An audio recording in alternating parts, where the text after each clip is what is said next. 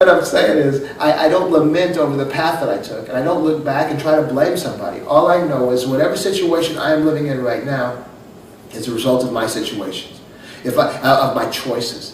If I was in a manufacturing job or worked in some plant somewhere because I didn't get my education, because I didn't go to college, because that was my choice, or I like to drink, or I like to smoke weed, or I like to party too much, and so I'm in this factory position and that my daddy was in, and all of a sudden the factory closes. I can't blame the company for that factory closing. The responsibility solely rests on my shoulders because I didn't get a greater education.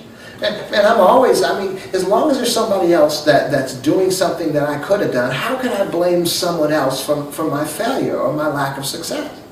It's the sort of the litmus test that I always use in life over what I can do and what I cannot do. And when I get discouraged, I know when I was getting ready to go to boot camp, 17 years old, although I was raised military, all my brothers are military, I always lived on military bases growing up. I got a little nervous, 17, getting ready to go to boot camp. Come on, how many of us haven't seen those movies? And everybody that comes out of boot camp, when they're telling their stories, they always make it a little bit worse than it was, And so I'm kind of nervous. So what do you think I did?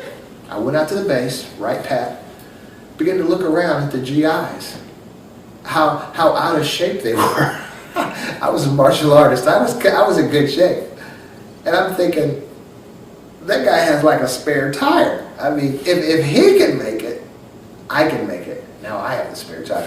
But the point is, the reality is, if somebody else made it and you didn't, there's no blame to put on anybody's shoulders but your own, because you didn't do what they did. For real. And that's just the reality of life. And it's freeing. It relieves you of that negativity. And it also motivates you to go forward. Because I'll tell you this. You say the last 8 years, the last 8 years, where you've had people belly aching and complaining because of the jobs that have left and they can't find a job and all this stuff. Man, they could have gone to school and had a degree by now. I'm living proof of that. They could look at me and say, hey, he did it.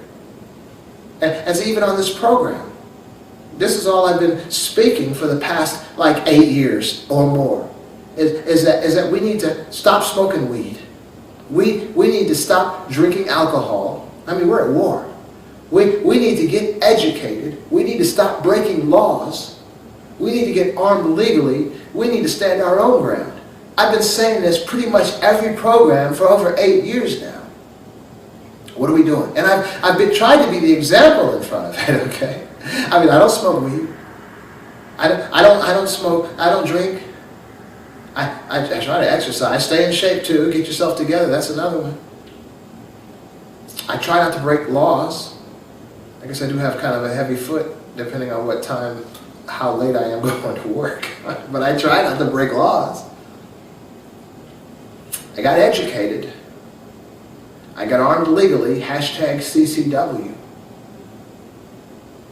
And I'm ready to stand my own ground if necessary. So if we spent the last like 8 years complaining, and this crosses racial lines. This isn't to do with black folks or white folks. This has to do with all of us. If I spent the last 8 years just belly aching and complaining and posting on Facebook and on the internet and all that stuff, and I haven't tried to better myself, so now 8 years later I'm still in the same boat. Oh, now I'm happy because there's somebody else in office, but I could have had a bachelor's degree or a master's degree by now if I had just focused in the right direction. Okay, now zip up to 2016, now somebody else is in office and you got the other half of America complaining. Are you going to complain for 4 years or for 8 years and not better yourself? Take this time to get your associate degree, to get your bachelor's degree, to get your master's degree.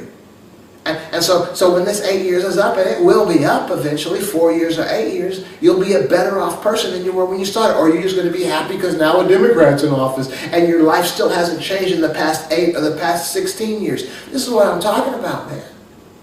See, we have the opportunity. I look at those guys that go to prison. I don't know if they still do it. I've never been there before, but guys, how you always see on TV how the guys that are in prison are always working out, doing exercises, getting ripped and everything. Although I have seen a lot of guys come out of prison and they show ain't ripped. But you see that in the movies, right? I'm sure there are. I mean, it's that idea, it's that concept that no matter how terrible or dismal your situation might be doing something in the process, because that situation will not last forever. There's an old Asian proverb that Mother Nature has never presented us a storm that has never ended. Whatever the storm is, whatever the negativity is, whatever the thing, the disappointment, the dismal situation of your life, it will be over one day. Question is, are you going to be better when that cloud lifts? Or are you going to be the same as you were when that cloud set in? That's all I'm saying.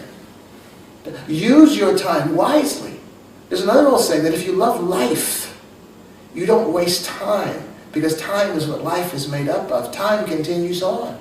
And for me, like 58 years old with this bachelor's degree, well, I am limited.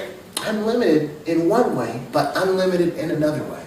I'm limited in the way that there aren't as many opportunities for me this old, even with this degree.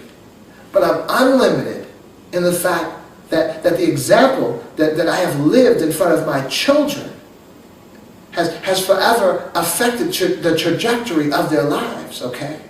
If they see me just as some bitter, bickering guy, just mad at everything and just staying where he is and complaining about situations and other people are the reason I'm in this mess that I'm in, if that's what my daughter had to watch from age 3 to age 11, what she is right now, what kind of mindset would she have? There would be a defeatist attitude, a defeatist mindset. But my daughter has seen me from the 3rd grade, before she was even cognizantly aware of what school was, up until all the way through to she was 3 years old, 4 years old, 5 years old, 6 years old, 11 years old now, almost 12 years old, has seen me all these years going to school. What kind of effect do you think that has had on her life? The positiveness. Okay, Barack was in office. Wonderful. Trump is in office. That's not going to affect me at all. We're still okay. I've always been okay. What I shared with you about the presidents from the time that I was in the military, from the time I went from Carter to Reagan to all the presidents all along that path, I've never been affected. This is the message I give to my child. I don't give my child some defeatist message that that's the problem, that's the blame, things are going to be terrible now, it's Armageddon, it's all over and all this stuff. No, I give my daughter positive information, positive exposure, positive experiences, positive things to look at. So how does she view me going to school for these past 8 years? She knows she's going to school. She'll always be going to school. And even my son, which I started late while he was in school, it's impacted him positively as well.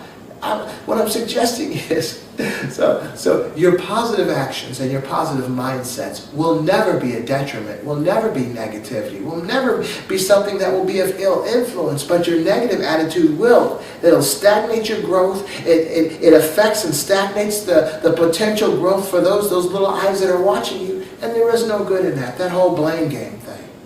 I'm telling you, your destiny is based on your decisions, not on decisions of a president. I mean, those are some of the biggest discussions I'm having right now are with black folks in America that are so despondent over the results of this election. I'm saying it doesn't matter. You are responsible. You are the one. Oh yeah, well see. Why? I can't even understand why people would just think negative like that. You can't get so embroiled in these politics that when your side loses, all is lost. Come on now. Your life is here. You survived. You're well. Just make some decisions. Make some choices. So that when you look back at this thing, sometimes, I'll tell you what, historically, you will find that the greatest changes in individual lives and in lives of nations and the direction of nations often became positive as a result from heat and from fire, okay? So however you view this thing, just let it motivate you to be better. Let it motivate you to be stronger. Let it motivate you to be creative. And I'm telling you, I mean, come on, whoever came up with the stagecoach versus walking, or versus just riding a horse, whoever came up with the idea of the train or the car, whoever came up with the idea of the 18-wheeler, the buses, the airplanes, the helicopters, come on now. Don't just remain where you're at because that's where you were. Open your eyes. That's what I call. Now let me give you a little saying that I made up some time ago. Walk with your eyes open.